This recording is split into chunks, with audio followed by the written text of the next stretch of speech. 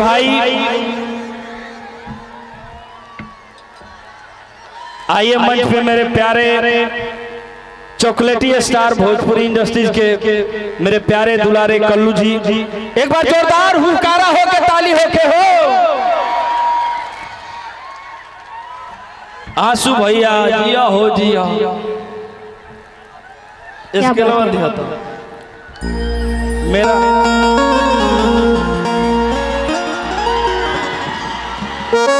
लेकिन हमरे के बीच में राजा राकेश जी आई बनी, हमारे बहुत अच्छे मित्र कल्लू जी, जिनका कोई जवाब ही नहीं। चॉकलेटी स्टार पांच बनो भाग भाग कि आजो भैया मेरा स्किल दीजिए।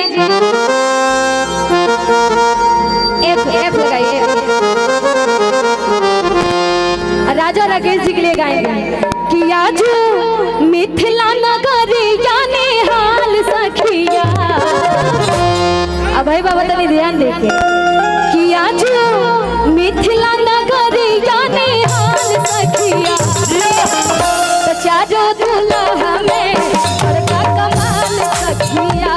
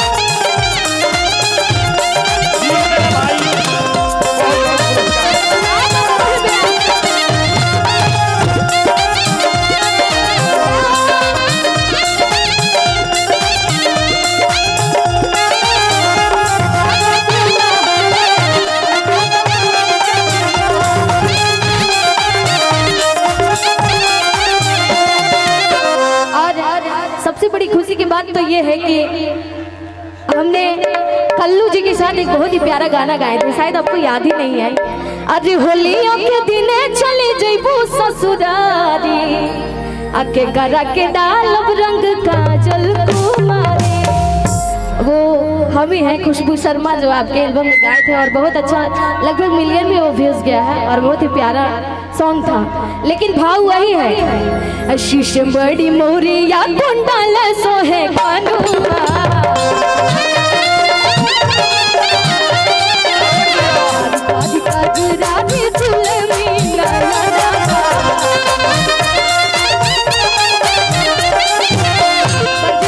साथ में गाइए शीश बड़ी मोरिया कुंडल सोहे कानुआ,